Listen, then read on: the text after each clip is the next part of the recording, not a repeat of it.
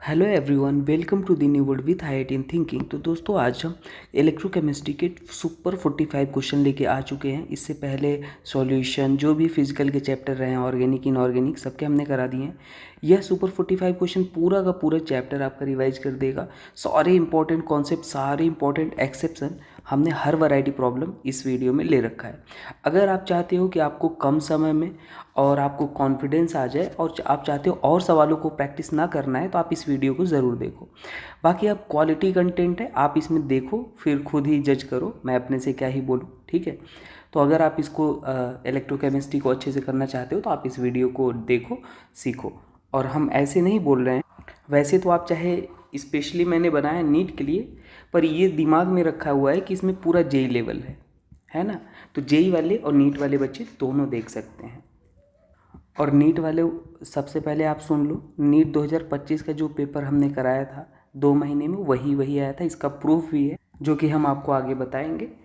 आइए बिना टाइम को वेस्ट करते हुए पहले क्वेश्चन को सॉल्व करते हैं और फिर आपको हम दिखाते हैं कि अगर आप हमको फॉलो करते हो तो आप डेफिनेटली अच्छा स्कोर करने वाले हो। मिनिमम एटलीस्ट 160 प्लस ही स्कोर करोगे।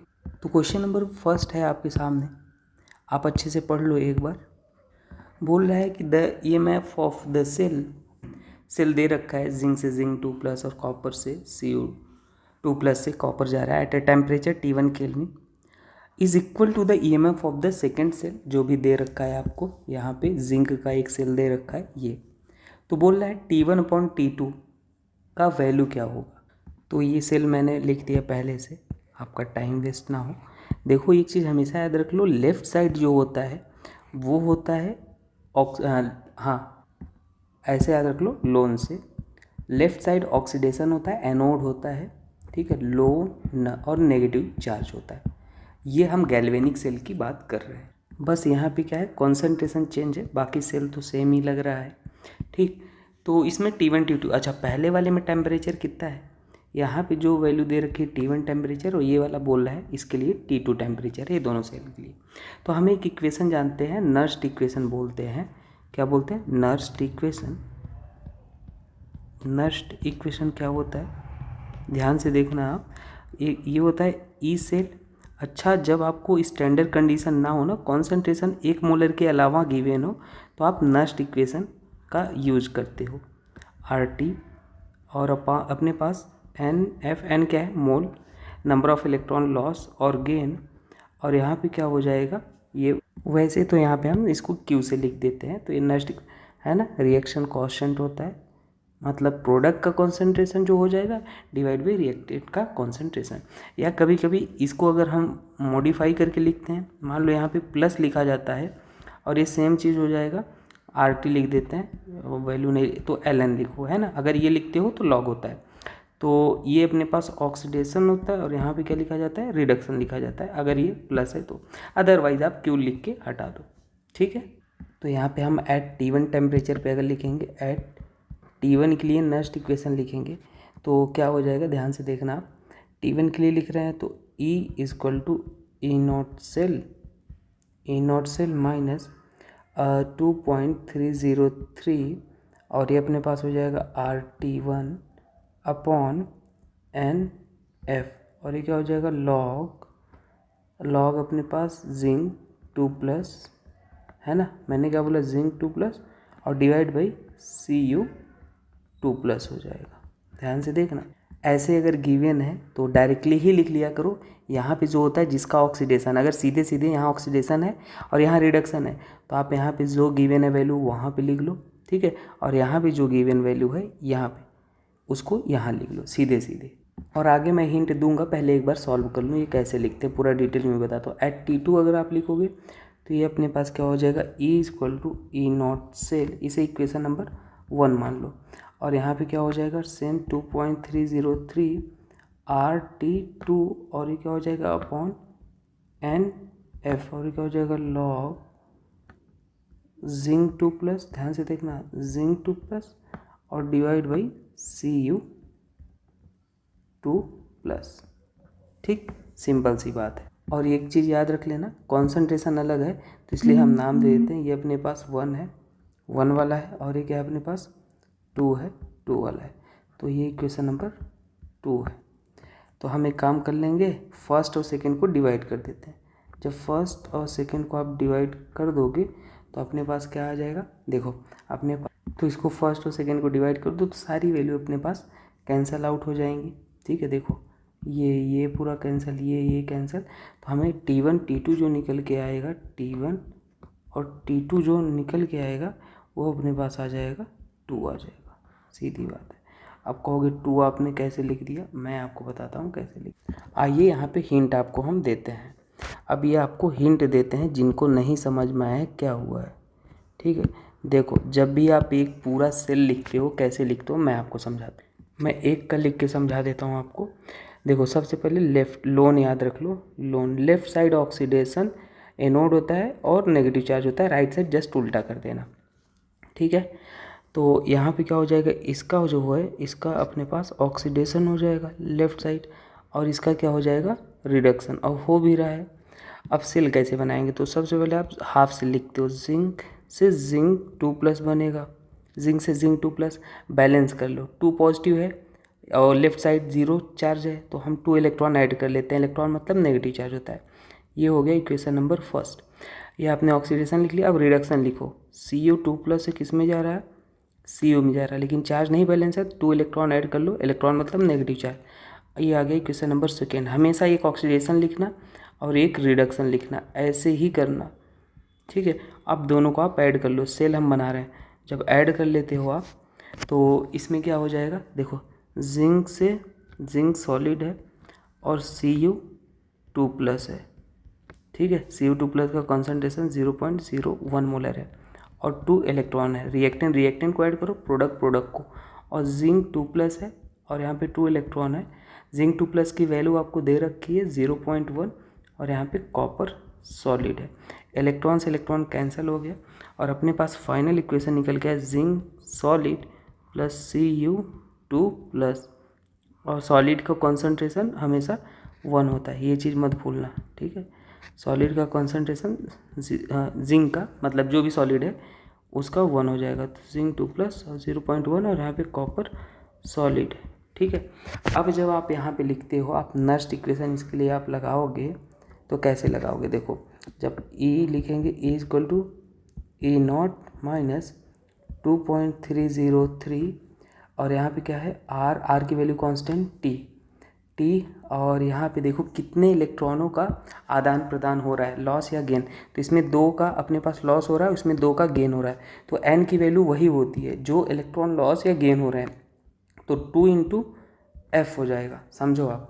और ये T1 हो जाएगा, यहाँ पे टेम्परेचर T1 दे रखा था और यहाँ पे लॉग और कॉन्सेंट्रेशन ऑफ प्रोडक्ट, ये अपने पास क्या है प्रोडक्ट है, तो जिंक 2+ और डिवाइड बाई कितना हो जाएगा कॉपर 2+, और सॉलिड का कॉन्सेंट्रेशन, इसका कॉन्सेंट्रेशन कितना हो जाएगा 1, इसका कॉन्सेंट्रेशन कितना हो जाएगा 1, सॉलिड का कॉन्सेंट्रेशन 1 हो जाएगा। आप इसको फर्दर सॉल्व कर लो, बाकी वैल्यू ऐसे दूसरा वाला इक्वेशन भी लिखा गया है। ठीक है, RT1/2 × F और यहाँ पे लॉग जिंक 2+ का कॉन्सेंट्रेशन, और स्टोइकियोमेट्री याद रख लेना, ये जो आप लिखते हो स्टोइकियोमेट्री पावर में है।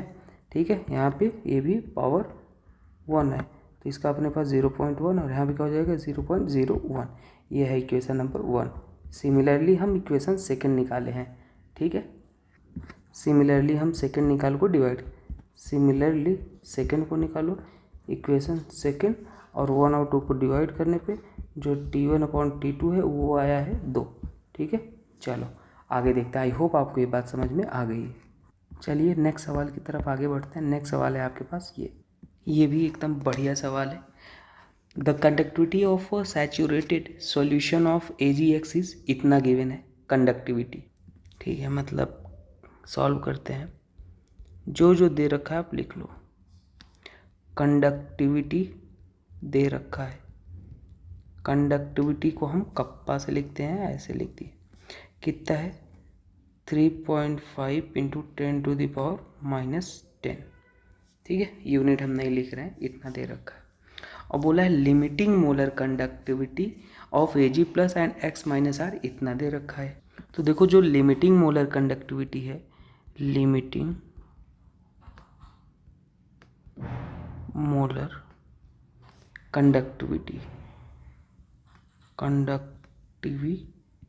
इसको हम कैसे लिखते हैं, ध्यान से देखो, इसको हम लिखते हैं ऐसे, लिमिटिंग मोलर कंडक्टिविटी। और जितने आपके पास जो भी वैल्यू है ना कैटायन एनायन, उसको आप ऐड कर दो। ये लिमिटिंग का यही होता है, Ag प्लस, और यहाँ क्या हो जाएगा Ag(x) माइनस, ठीक है। तो ये अपने पास हो जाएगा Ag प्लस कितना हो जाएगा Ct, और एक कितना हो जाएगा 60, ठीक है। तो ये अपने पास लिमिटिंग मोलर कंडक्टिविटी, ये अपने पास आ जाएगा 140 इतना ओम इनवर्स सेंटीमीटर स्क्वायर, और ये क्या हो जाएगा मोल इनवर्स हो जाएगा, ठीक है। तो ये 140 हो गया।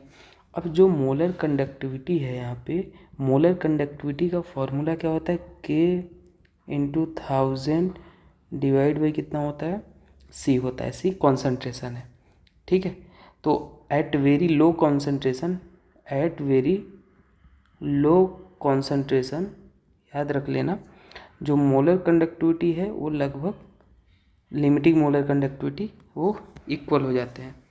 तो यहाँ पे हम बोल सकते हैं जो अपने पास C है वो क्या हो जाएगा, K/1000 divide by limiting molar conductivity, C की वैल्यू 3.5 × 10⁻⁻10 × 1000 डिवाइड बाई ये 140 आपने निकाला है, ये m ही लिख लो आप, है ना, m ही लिख लो, ठीक है। ये मोलर कंडक्टिविटी जो है वो लिमिटिंग मोलर कंडक्टिविटी के बराबर हो जाता है। तो 140 हो गया, और यहाँ पे C आप लिखोगे तो ये अपने पास 1 से 0 से 1 कैंसिल, पूरा कट्टम कुट्टम करोगे, 2.5 × 10⁻⁹ आ गया, और ये हो गया मोल पर लीटर में आया है। ये आपने कॉन्सेंट्रेशन निकाल लिया, लेकिन आपसे पूछा था सॉल्युबिलिटी। तो देखो अपन को Agx को जब आप ब्रेक करोगे तो क्या मिलेगा, Ag प्लस, और ये हो जाएगा x माइनस। और जब हम Ksp लिखते हैं तो कैसे लिखते हैं Ksp, इसका ये s है, और जो स्टोइकियोमेट्री है उसको मल्टीप्लाई करके वही पावर में लिख लो, और यहाँ पे यस इंटू सॉल्युबिलिटी हम मान लेते हैं यस है, तो ये भी पावर में हो गया।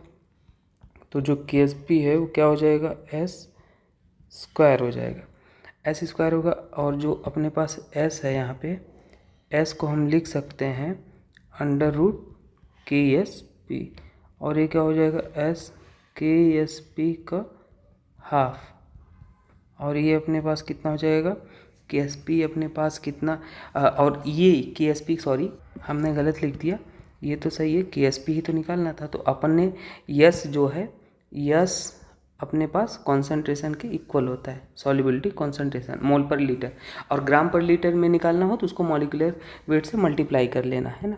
अगर मान लो सॉल्युबिलिटी को आपको ग्राम पर लीटर में, मोल पर लीटर तो है ही, ग्राम पर लीटर में निकालना है तो मॉलिक्यूलर वेट से मल्टीप्लाई कर लोगे तो आंसर क्या हो जाएगा, ग्राम पर लीटर में हो जाएगा, सीधी बात। तो ये अपने पास कितना आ जाएगा, आपके पास ये S 2.5 × 10⁹ का स्क्वायर हो जाएगा, और ये अपने पास आ गया 6.25 × 10⁻⁻18। तो इसमें कई सारे फॉर्मूले रिवाइज हो जा रहे हैं, है ना, एक ही क्वेश्चन में, तो ये बढ़िया क्वेश्चन है। तो option number A is correct हो जाए। चलो नेक्स्ट क्वेश्चन देख लेते हैं। नेक्स्ट अपने पास है ये, तो देखो ये बहुत ही ज़बरदस्त क्वेश्चन है, ठीक है, तो इसको समझ लो पहले। देखो आपको एक चीज़ पता होना चाहिए कि अगर आपके पास मोर पॉजिटिव वैल्यू है किसका, SRP का, स्टैंडर्ड रिडक्शन पोटेंशियल का, तो स्ट्रॉन्गर रिडक्शन होगा। क्या होगा, स्ट्रॉन्गर रिडक्शन होगा। अब आपको x यहाँ पे नहीं पता था, x की वैल्यू, और आपको एक चीज़ पता है, इधर ऑक्सीडेशन होता है, इधर रिडक्शन, ठीक है। तो ज़्यादा पॉजिटिव वैल्यू जो आपको यहाँ पे लेनी है, क्योंकि इधर रिडक्शन होना चाहिए, यही है ज़्यादा वैल्यू, तो हम यही को लेके सॉल्व कर लेंगे। तो एक हम बैलेंस इक्वेशन लिखेंगे पहले, जिंक 2+ वाला, जिंक से क्या लिखोगे, जिंक 2+, ये 2 इलेक्ट्रॉन हो गया, सेल को लिख रहे हैं, और यहाँ पे Fe3+ से बैलेंस इक्वेशन लिख लो, Fe3 इलेक्ट्रॉन हो गया, ये Fe में जाएगा, ठीक है। लेकिन आपको हमने बोला है ऐसे वैल्यू लो यहाँ पे electron, so that cancel out हो जाए। तो एक काम कर लेते हैं, इक्वेशन फर्स्ट में हम 3 से मल्टीप्लाई कर देते हैं, और इसमें हम इक्वेशन 2 से मल्टीप्लाई कर देते हैं, मतलब इलेक्ट्रॉन 2 से, सो दैट कैंसिल आउट हो जाए। तो अब 1 और 2 को आप क्या कर लो, 1 और 2 को ऐड कर लो। तो जब 1 + 2 को आप ऐड कर लोगे तो यहाँ पे अपने पास आ जाएगा 3 जिंक और ये हो जाएगा 2 Fe3+, और ये अपने पास हो जाएगा 3 जिंक 2+ और ये अपने पास हो जाएगा 2 Fe। ठीक है, नेक्स्ट इक्वेशन एट स्टैंडर्ड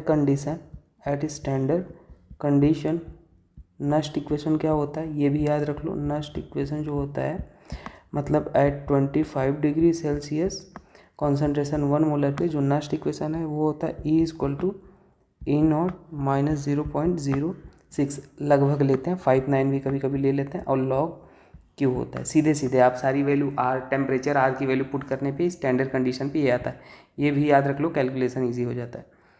तो यहाँ पे आप जो E0 निकालोगे वो अपने पास आ जाएगा 0.72।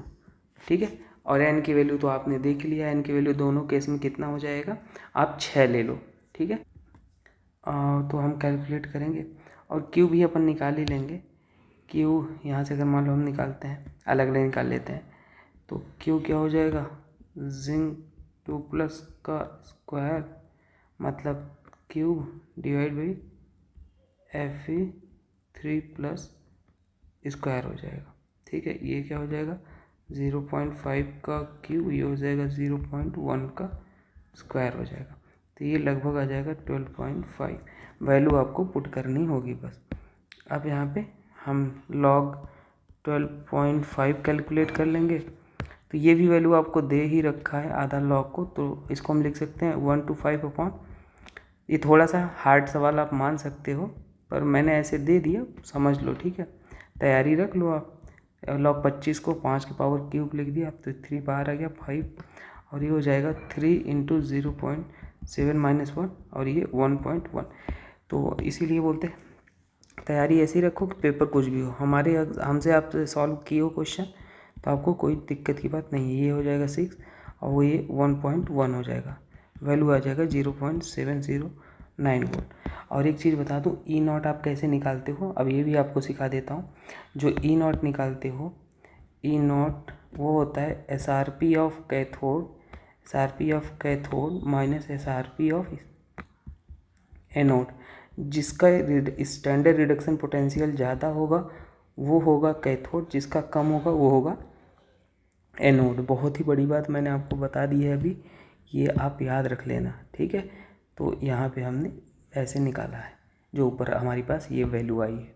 ठीक है, ये वाली 0.72। तो आप कहोगे सर कि आपने इसको क्यों लिया है, आपने इसको क्यों नहीं लिखा। तो देखो अपन को EMF निकालना था इतना, तो एक बार हमने +3 वाले को लेके देख लिया। ठीक है, तो हमारे पास आंसर आ गया ये 0 जो यहाँ पे गिवन था। तो अब आगे नहीं आता तो हम फिर से दूसरे पे इसको एक बार लेके करते। ठीक है, तो यहाँ पे 2 अपने पास, हम एक बार जिंक तो फिक्स था ऑक्सीडेशन, इसको चेंज करना था तो एक बार इसको लिया, एक बार इसको, तो हमने इसको लेके देख लिया। ठीक है, चलो फिलहाल आगे चलते हैं नेक्स्ट क्वेश्चन की तरफ। चौथा क्वेश्चन को मैंने मॉडिफाई किया है, ठीक है, चेंज किया क्योंकि वो वाला रेलेवेंट नहीं था, जे एडवांस लेवल था। तो देखो ये वाला क्या हो जाएगा, सिंपल से पूछा है आपको the reduction potential of hydrogen. तो हाइड्रोजन का आपको रिडक्शन कराना है H+ से, किस में जाएगा, H2 में जाएगा सीधे सीधे, बैलेंस बाद में करेंगे। यहाँ पे 0 यहाँ प्लस है। अब हम बैलेंस कर लेते हैं, 2 हाइड्रोजन लिख लेते हैं। अब चार्ज बैलेंस कर लेते हैं, 2 इलेक्ट्रॉन ऐड कर लेते हैं, हो गया बैलेंस। ठीक है, और यहाँ पे हाइड्रोजन ठीक है H2। एक काम और कर सकता है, यहाँ पे क्या हो जाएगा, सॉरी कर सकता है नहीं, मुझे लगा मैं दोस्त से बात कर रहा, तो हाफ H2 हो जाए, और यहाँ पे हाफ लिखने की ज़रूरत नहीं थी क्योंकि 2 इधर है 2 इधर है, तो ये हमने लिख दिया रिडक्शन वैल्यू। अब यहाँ पे E = नेक्स्ट इक्वेशन लगा लो, E0 - 0.06 या 59 आप जो भी लिखना चाहो लिख लो, लॉग प्रोडक्ट का कॉन्सेंट्रेशन तो ये H2 है भाई, गैस 1 हो जाएगा। यहाँ पे दे भी रखा है आपको वहाँ पे सवाल में, और यहाँ पे H+ का कॉन्सेंट्रेशन दे रखा है 0.1, तो 0.1 लेकिन स्क्वायर, स्टोइकियोमेट्री का स्क्वायर, तो अपने पास आएगा -0.059 वोल्ट आ जाएगा। चलिए नेक्स्ट सवाल को सॉल्व करते हैं। ऑप्शन नंबर बी करेक्ट हो जाएगा। नेक्स्ट अपने पास रहा ये वाला, और ये 5वां सवाल जो था उसको भी मैं लेंदी बहुत था, तो इसलिए मैं उसको आपके लिए क्विट कर रहा हूँ, क्योंकि आप डिमोटिवेट हो जाओगे। ठीक है, तो जो अच्छे कॉन्सेप्चुअल सवाल हैं, जो सारे कॉन्सेप्ट को कवर करें, वही लेंगे हम। तो which of the following represent the reduction potential of silver wire dipped into 0. ठीक है, सॉरी। तो अपने पास क्या हो जाएगा, Ag प्लस, और रिडक्शन बोला है तो Ag प्लस से Ag में जाएगा, बैलेंस कर लिया। और यहाँ पे E इक्वल टू निकालोगे तो E नॉट रिडक्शन आप लिखो, रिडक्शन हो रहा है 0.06, और ये अपने पास हो जाएगा N, और ये log Ag concentration divide by product, और यहाँ पे रिएक्टेंट, स्टोइकियोमेट्री 1 है तो पावर 1, तो इसको आप लिख लो। यहाँ पे E इक्वल टू क्या हो जाएगा, E नॉट रिडक्शन माइनस 0. इसको लगभग 0.059 भी लिखते हैं, और ये क्या हो जाएगा 1, और यहाँ पे आपको कॉन्सेंट्रेशन तो दे रखा है, ये लॉग इसका 1 और 0.1, तो इसको सॉल्व करने पे आपका आंसर आ जाएगा, एंड ऑप्शन नंबर कौन सा सही हो जाएगा। तो आंसर आपके पास E नॉट रिडक्शन माइनस 0.059, कोई कहेगा आंसर तो है नहीं, तो आंसर ये लिख लो भाई, यही हो जाएगा। ठीक है, चलो आगे देखते हैं नेक्स्ट क्वेश्चन। नेक्स्ट क्वेश्चन है, चलो बोला the relationship between standard reduction potential of and cell equilibrium constant. तो एट इक्विलिब्रियम पे अगर हम बात करें, एट इक्विलिब्रियम तो जो E होता है, E not standard, E zero होता है। ठीक है, अगर E ज़ीरो हो गया तो आप एक चीज़ और बोल सकते हो, जो कॉन्सेंट्रेशन ऑफ प्रोडक्ट हो जाएगा, कॉन्सेंट्रेशन ऑफ रिएक्टेंट हो जाएगा, वो क्या हो जाएगा, Kc हो जाएगा। और हमें पता है E इक्वल टू क्या होता है, E not minus 0.059 divide by कितना हो जाएगा, N लॉग प्रोडक्ट का कॉन्सेंट्रेशन डिवाइड बाई रिएक्टेंट का कॉन्सेंट्रेशन। तो यहाँ पे ये वैल्यू ज़ीरो पुट करोगे, हो जाएगा E not minus 0.059 divide by कितना हो जाएगा N, और ये हो जाएगा लॉग, उसको हम Kc लिखते हैं या Qc लिख लो, आपकी मर्जी। Kc गिवन था इसलिए हमने ऑप्शन में Kc लिख लिया। E cell equal to 0.059 upon N log Kc।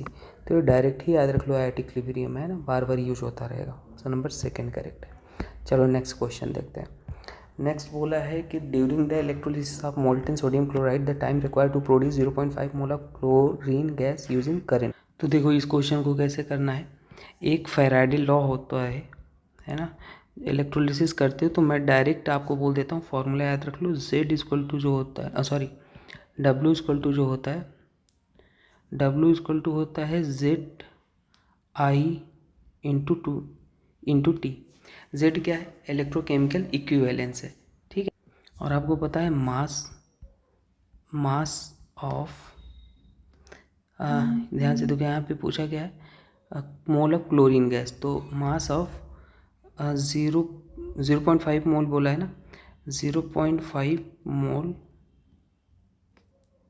Mole of Cl gas कितना हो जाएगा, वेट, मोल बराबर होता है वेट अपॉन मॉलिक्यूलर वेट, तो इससे निकालो। तो ये अपने पास मोल 0.5 वेट और मॉलिक्यूलर वेट गैस है, तो Cl2 हो जाएगा। तो ऑलमोस्ट ये कितना आ जाएगा, Cl2 35 और 71 हो जाएगा। तो यहाँ से आप वेट निकाल लोगे तो वेट अपने पास कितना हो जाएगा, 5/10 मल्टीप्लाइड बाई 71, तो ये 2 हो जाएगा, और वेट इक्वल टू हो जाएगा 35.23 ठीक है 35.5 हो जाएगा। ठीक है, ये अपने पास वेट आ गया क्लोरीन का। अब ध्यान से देखो, अब आप यहाँ पे फॉर्मूला निकालो, टाइम आपसे पूछा है तो टाइम आप लिखोगे क्या हो जाएगा, टाइम जब यहाँ पे हो जाएगा तो अपने पास W into Z, sorry W ऐसे लिख देंगे, और यहाँ पे अपने पास क्या हो जाएगा, इसको हम वैल्यू पुट कर देंगे, तो इसको लिख लेंगे 35.5 आ गया, और Z निकालोगे तो Z यहाँ पे क्या होता है, और ई को मैं इधर लिखता हूँ, Z को लिखता हूँ, अरे भाई Z इक्वल टू जो होता है E अपॉन, E है इक्विवेलेंट वेट 96500 फैराडे होता है। और जो ई होता है क्या होता है, molecular weight upon n factor होता है, ये चीज़ होता है। तो यहाँ पे आप लिख लो ये 35.5, ठीक है, वेट। और अपने और यहाँ पे जेड अब लिखो, जेड हम लिख लेंगे तो अपने पास हो जाएगा, डायरेक्ट लिखता हूँ, मॉलिकुलर मास Cl2 कितना हो जाएगा, 71 हो जाएगा, ठीक है, जेड लिख रहा हूँ। और एन फैक्टर देखो, एन फैक्टर आप कैसे लिखोगे, आपको सीधी सी बात है, Cl माइनस से Cl2 गैस बन रहा है तो Cl2 और यहाँ पे 2 इलेक्ट्रॉन, तो एन फैक्टर यहाँ पे कितना है, कितने इलेक्ट्रॉन का चेंज है, 2, तो एन फैक्टर हो जाएगा 2 इंटू 9, आप पूरा वैल्यू पुट कर लो तो ऐसे ही आ जाएगा।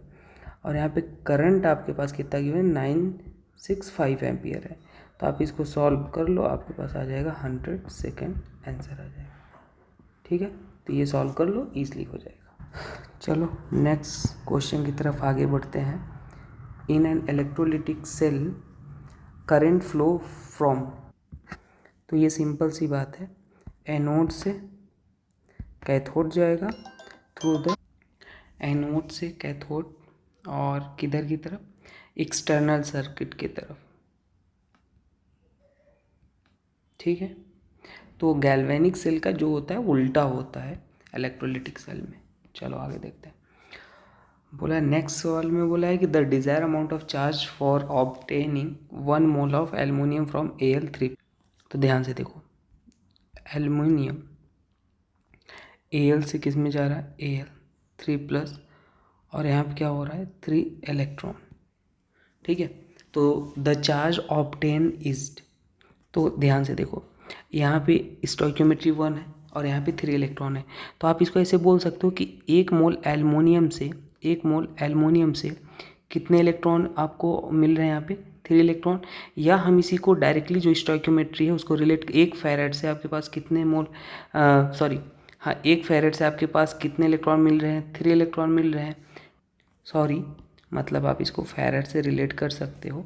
तो यहाँ से आप बेसिकली लिख सकते हो कि द चार्ज ऑब्टेन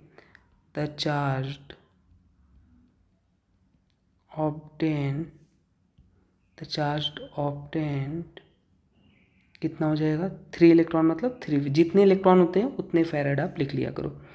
तो 1 मोल एल्युमिनियम से कितने आपके पास फैरेड चार्ज मिलेंगे, 3 इंटू 96500। याद रख लेना, इलेक्ट्रॉन को आप फैरेड से लिख सकते हो, तो 3 इंटू अपने पास ये आंसर हो जाएगा, ऑप्शन नंबर ए, ठीक है, हमेशा याद रखना, आप डायरेक्ट रिलेट कर सकते हो। नेक्स्ट आपके पास है, तो बोला है what is the equilibrium constant for the reaction, जो भी है। तो देखो डायरेक्ट आप ई नॉट की वैल्यू आप यूज़ कर लोगे 0.059 डिवाइड बाई क्या हो जाएगा 2, और ये हो जाएगा लॉग के सी, ये 0.46 और ये कितना हो जाएगा 0.059 डिवाइड बाई आपके पास 2 हो जाएगा। हमने 2 क्यों यूज किया आपको पता है, क्योंकि यहाँ पे जो इलेक्ट्रॉनों का गेन या लॉस हो रहा है वो 2 हो रहा है ना, तो एन की वैल्यू आपके पास 2 है, तो इसलिए ये लिया है। और लॉग के सी, तो यहाँ पे लॉग आप के सी निकाल लोगे तो लॉग के सी आ जाएगा 15.86, और के सी आप निकाल लोगे तो कितना हो जाएगा, आप एंटी लॉग वगैरह लेके सॉल्व कर लोगे तो 3.92 इंटू 10⁻15 हो जाएगा, ये आपके पास आंसर हो जाएगा। नेक्स्ट सवाल आप देखो, नेक्स्ट बोला है कि the overall reaction in Daniell cell, Daniell या गैल्वेनिक सेल आप बोल सकते हो। तो देखो ओवरऑल रिएक्शन क्या होता है, जैसे जिंक और कॉपर का लिखना है, तो आपने अभी तो बहुत बार देख लिया, जिंक का क्या होता था, ऑक्सीडेशन होता था, तो जिंक 2+ आप लिखोगे। कॉपर का क्या होता था, रिडक्शन होता था, तो यहाँ पे क्या हो जाएगा, रिडक्शन। आप ऐड कर लो इसमें, तो ऐड कर लोगे तो क्या हो जाएगा, जिंक से Cu2+, और ये इलेक्ट्रॉन कैंसल, और यहाँ पे क्या हो जाएगा, प्रोडक्ट को ऐड कर लो जिंक 2+ से, और ये क्या हो जाएगा, कॉपर हो जाएगा। तो ऑप्शन नंबर क्या हो जाएगा, zinc 2+, option number Cu2+, fourth हो जाएगा करेक्ट, ठीक है।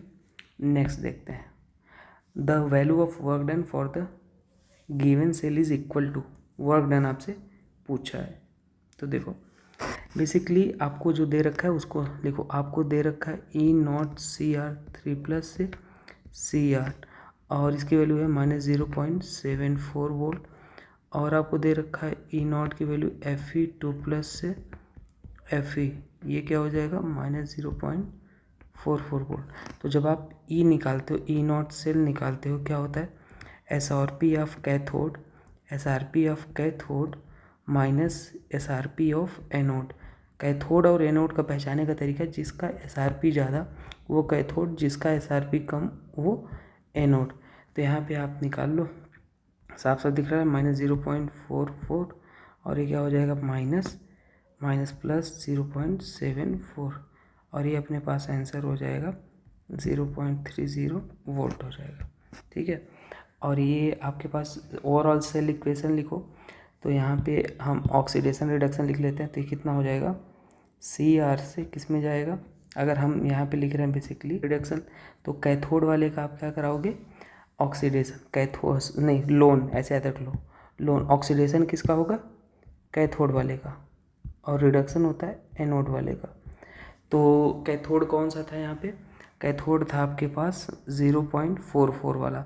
तो आपके पास यहाँ पे ध्यान से देखिए जनरल केस था, तो आप किसी एक का ऑक्सीडेशन करा दो, CR से Cr3+ जाएगा। अब डायरेक्टली ही मैं लिख देता हूँ यहाँ पे, ठीक। तो ये अपने पास हो जाएगा 2Cr से 3Fe2+, डायरेक्ट इक्वेशन लिखता हूँ 2Cr3+, एक का ऑक्सीडेशन एक का रिडक्शन लिख लिया बैलेंस।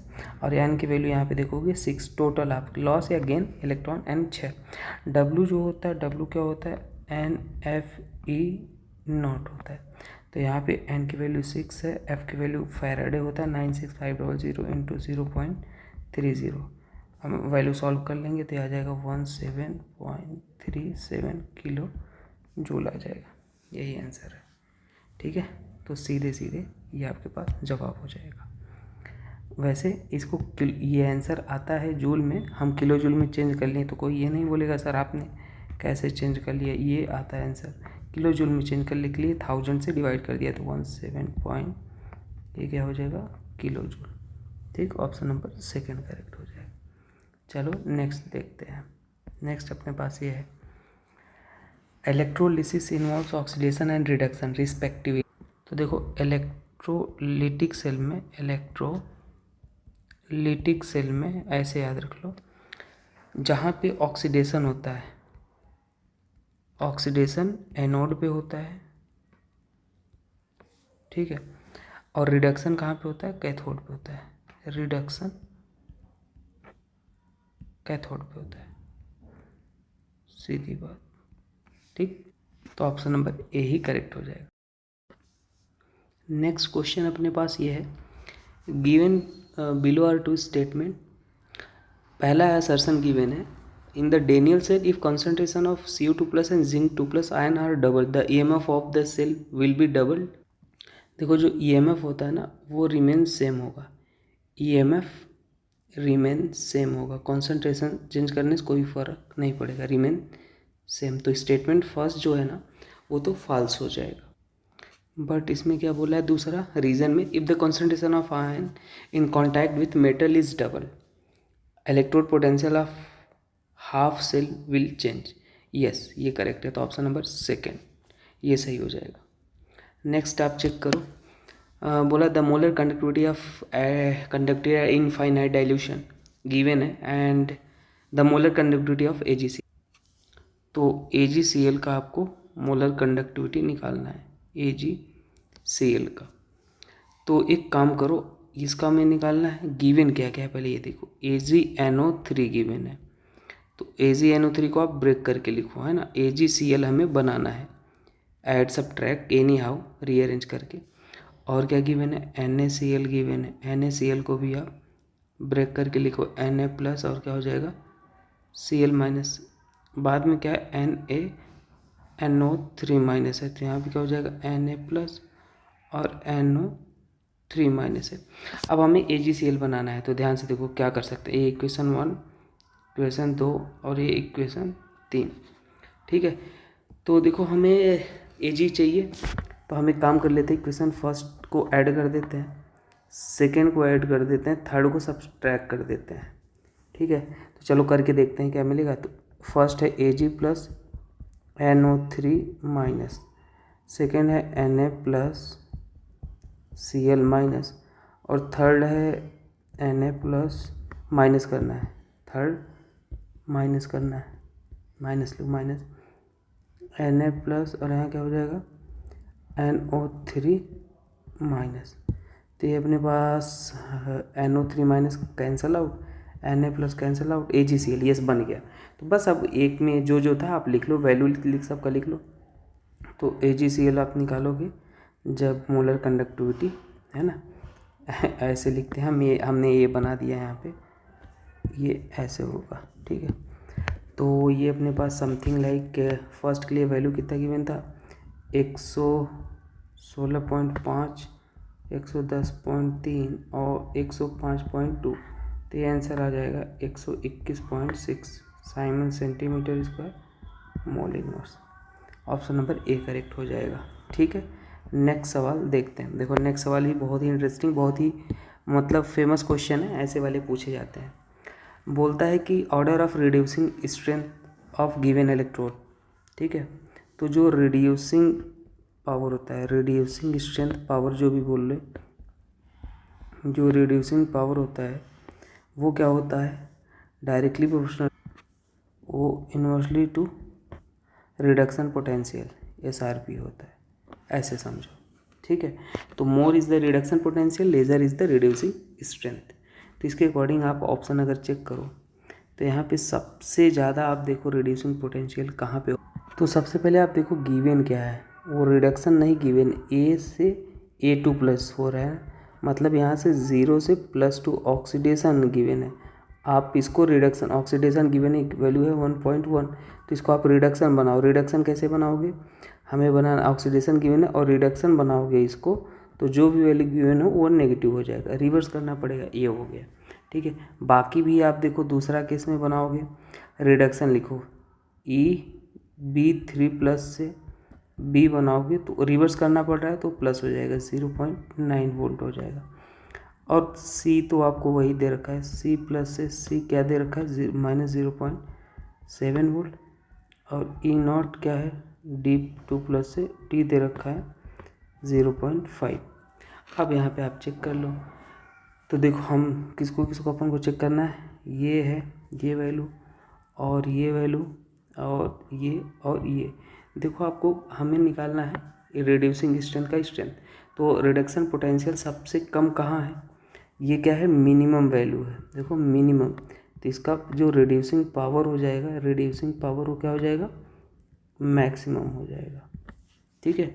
तो अगर मैं इस तरीके से निकालूँ तो सबसे पहले A हो जाएगा, फिर C, फिर D और फिर B हो जाएगा, है ना। SRP वैल्यू इनका क्या है ये भी लिख देता हूँ, A -1.1 और C का अपने पास क्या है -0.7 और D का है 0.5 फिर 0.9 और ये क्या है, रिड्यूसिंग पावर है। आई होप आपको ये समझ में आ गया। तो ऑप्शन ए करेक्ट। चलो नेक्स्ट देखते हैं। नेक्स्ट आपको डायरेक्ट फार्मूला ही पूछ लिया गया है। तो देखो हाइड्रोजन का चाहे रिडक्शन पोटेंशियल है, ऑक्सीडेशन स्टैंडर्ड हाइड्रोजन का क्या होता है, 0 होता है। तो देखो यहाँ पे आपके पास 2H प्लस है और ये 2 इलेक्ट्रॉन है और ये क्या हो जाएगा, H2 है, ठीक है, एक्वस, और ये क्या है, गैस है। तो इसके लिए हम क्या लिख सकते हैं, E अगर लिखेंगे तो EH प्लस से H2 अगर हम लिखने जा रहे हैं तो यहाँ पे अपने पास हो जाएगा E, ध्यान से देखना, और यहाँ पे अपने पास हो जाएगा -E0 होता है, और H प्लस से H2 -0.059 या 6 लिख लो, लगभग बराबर ही होता है, लॉग, और प्रोडक्ट में क्या है, H2 है डिवाइड बाई H प्लस का स्क्वायर, कॉन्सेंट्रेशन का लिया। इसी को आप ऐसे लिख सकते हो, EH प्लस से H2 और ये क्या हो जाएगा E0, और ये अपने पास E0 H प्लस से H2 -0.05 प्लस, इसको अगर लिख रहे हो तो ये जस्ट रिवर्स हो जाएगा। यहाँ पे जो लॉग वैल्यू होगा हो जाएगा H प्लस कॉन्सेंट्रेशन का स्क्वायर, और ये अपने पास प्रेशर है तो उसको PH2 लिख लो, ऐसे हो जाएगा। तो ये हो जाता है ऑप्शन नंबर कौन सा करेक्ट हो जाएगा, ऑप्शन नंबर ए करेक्ट हो जाएगा, सिंपल। नेक्स्ट आप देखो बोला है which of the following relation is not correct. तो जो नॉट करेक्ट बोला है तो पहला वाला भी करेक्ट है, दूसरा वाला भी करेक्ट है, तीसरा वाला भी करेक्ट है। जो स्पेसिफिक कंडक्टेंस होता है, स्पेसिफिक कंडक्टेंस जो होता है वो क्या होता है, वो होता है साइमन मीटर, या हम इसको लिखते हैं साइमन सेंटीमीटर। ठीक है, तो वही ऑप्शन नंबर थर्ड जो है ये क्या है, इनकरेक्ट है, इनकरेक्ट है, लिख देता हूँ मैं। चलो आगे देखते हैं। नेक्स्ट अपने पास है the hydrogen ion electrode dipped in a solution given a pH, the potential of the cell would be. ठीक है, तो ये पहले आप सिंपल से समझ, जब अगर आपको हाइड्रोजन को डिप किया जाएगा पानी में तो हाइड्रोजन का क्या हो जाएगा वहाँ पे, एच बैलेंस इक्वेशन ही लिखता हूँ 2H+, एक्वस ले रहे हो तो आयंस होंगे भाई, टूटेंगे, और यहाँ पे 2 इलेक्ट्रॉन और ये क्या बनाएगा H2 मतलब गैस। ठीक है, और ये 1 ATM हो जाएगा। और हमें पता है इन केस ऑफ SHG मतलब हाइड्रोजन के केस में ऑलवेज इन SHG हाइड्रोजन का स्टैंडर्ड चाहे SRP लो और चाहे SOP लो, वो हमेशा क्या हो जाएगा, 0 हाइड्रोजन के केस में। तो नो डाउट अपने पास E0 सेल भी अपने पास क्या हो जाएगा, वो क्या हो जाएगा 0। आपको दे रखा है pH, आपको दे रखा है यहाँ पे 3 दे रखा है, तो हम यहाँ पे H+ का कॉन्सेंट्रेशन लिख लेंगे, क्या हो जाएगा 10⁻³ अकॉर्डिंग टू आयनिक इक्विलिब्रियम। अब यहाँ पे हम लिखेंगे E इक्वल टू क्या होता है, E0 - 0.059 डिवाइड बाई 2 लॉग, और यहाँ पे आप क्या लिख लोगे H2 आपको ये नेटिव प्रेशर गिवन है तो प्रेशर लिखो, और प्रेशर नहीं है तो कॉन्सेंट्रेशन तो 1 है, और वही है आप PH2 लिख लो डिवाइड बाई H+ का कॉन्सेंट्रेशन ही स्क्वायर हो जाएगा। ठीक है, कलर चेंज कर देते हैं, येलो ही कर देते हैं, एक सेकेंड। ठीक, तो अपने पास ये हो गया। अब जैसे ही हो गया तो वैल्यू पुट कर दो, ये 0 - 0.059 डिवाइड बाई 2, और ये हो जाएगा लॉग, और ये अपने पास हो जाएगा 1/10³ और ये क्या हो जाएगा स्क्वायर हो जाएगा। तो ये अपने पास आ जाएगा, इसको सॉल्व करेंगे -0.059 और ये हो जाएगा डिवाइड बाई 2 और ये लॉग 10⁻⁻6। तो यहाँ पे इसको फर्दर हम सॉल्व कर लेंगे और ये अपने पास ई सेल की वैल्यू जो है वो आ जाएगी -0.177 वोल्ट आ जाएगा। ठीक है, अपने पास ऑप्शन क्या हो जाएगा, ये सही हो। नेक्स्ट अपने पास सवाल है ये मोलर कंडक्टिविटी का सवाल है। तो देखो, जो एक रिलेशन होता है मोलर कंडक्टिविटी और लिमिटिंग मोलर कंडक्टिविटी का, इसे लिमिटिंग लिखते हैं, इनफाइनाइट डाइल्यूशन भी लिखते हैं। यहाँ पे क्या होता है, ये कांस्टेंट होता है √b और ये क्या हो जाएगा c। ठीक है, c क्या है कॉन्सेंट्रेशन, तो इसे कंपेयर करो y = mx, c से हम कंपेयर करेंगे तो ये अपने पास mx, ध्यान से देखो ये mx हो गया और ये अपने पास c हो गया। तो स्लोप नेगेटिव आ रहा है यहाँ पे, आप अगर नोटिस करो तो स्लोप अगर नेगेटिव है तो हमारे पास जो ग्राफ आता है नेगेटिव स्लोप का वो कैसे आता है, वो आपको कुछ इस तरीके से देखने को मिलता है। टच नहीं करेंगे, और ये क्या है, ये मोलर कंडक्टिविटी है, आप इसको ऐसे लिख लो या आप λm से भी लिख सकते हो, कोई दिक्कत नहीं है, जो भी आपको गिवन है। और λm गिवन है, λm करके लिख लो, नो प्रॉब्लम। और इधर क्या हो जाएगा, कॉन्सेंट्रेशन हो जाएगा √c। ठीक है, और स्लोप आप लिख लोगे, स्लोप आपके पास क्या हो गया, स्लोप हो गया mx मतलब -b हो जाएगा। ठीक, तो ये ऑप्शन नंबर ए करेक्ट हो जाएगा। और इसमें एक चीज़ और बता दूं, मान लो अब फॉर स्ट्रॉन्ग इलेक्ट्रोलाइट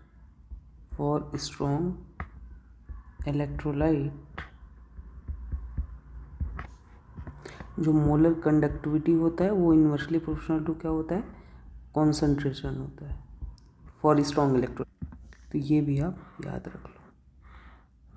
ओके, चलो आगे चलते हैं। नेक्स्ट सवाल रहा अपने पास ये, और इसमें बोला है कि identify the anode and give the voltage of the cell. ठीक है, तो देखो मैं आपको सिंपल भाषा में समझा दिया कि आप SRP देखा करो, स्टैंडर्ड रिडक्शन पोटेंशियल, जिसका ज़्यादा वो कैथोड, जिसका कम वो एनोड। सिंपल सी बात है। ठीक है, और जब भी हम E0 निकालते हैं EMF, तो यहाँ भी क्या लिखते हैं, SRP of cathode minus SRP of anode लिखते हैं। अब यहाँ पे देखो आपको दे क्या रखा है, आपको Ag प्लस से, मैं शॉर्ट में लिख देता हूँ Ag, और ये नो डाउट SRP ही है, प्लस से 0 में जा रहा है, तो ये अपने पास क्या है, प्लस 0.80 वोल्ट, और ये क्या है, CD2 प्लस से CD में जा रहा है, तो ये क्या हो जाएगा SRP, और ये अपने पास हो जाएगा माइनस 0.40 वोल्ट। तो आप एक चीज़ देखो, ये दोनों SRP हैं, ये भी SRP है, तो जिसका SRP ज़्यादा वो कैथोड, तो ये क्या हो जाएगा कैथोड, और ये क्या हो जाएगा एनोड हो जाएगा। और हम यहाँ पे अगर E0 निकालना चाहेंगे तो कैथोड है 0.80, एनोड है माइनस 0.40, तो ये अपने पास आ जाएगा 1.20 आ जाएगा।